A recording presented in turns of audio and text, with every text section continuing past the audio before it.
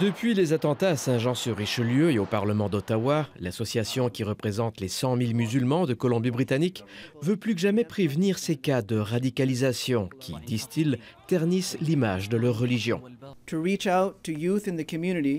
Dans les prochaines semaines, ils vont donc multiplier, même en dehors des mosquées, les ateliers et les programmes de mentorat pour tenter de remettre dans le droit chemin ceux qui nourriraient de funestes projets.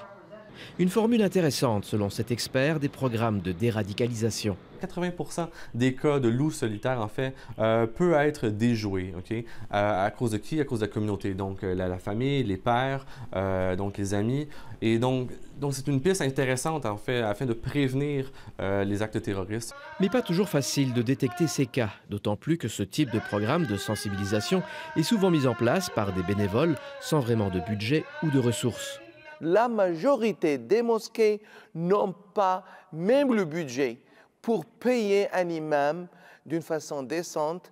L'Association des services sociaux islamiques du Canada, qui a déjà publié ce livret d'informations pour prévenir la radicalisation, reconnaît qu'il y a encore beaucoup à faire. Nous avons besoin, dit-elle, de l'aide du gouvernement fédéral et des services policiers aussi, qui bien souvent surveillaient déjà certains individus qui ont commis des actes répréhensibles. La police canadienne, selon Jocelyn Bélanger, accuse d'ailleurs un retard sur d'autres pays sur le front de la radicalisation.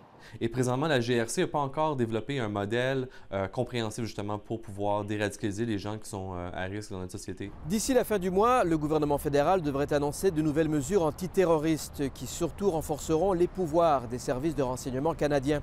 Les musulmans d'ici, qui eux voudraient participer aux efforts, attendent toujours les retours d'appel d'Ottawa. Ici Frédéric Arnould, Radio-Canada, Vancouver.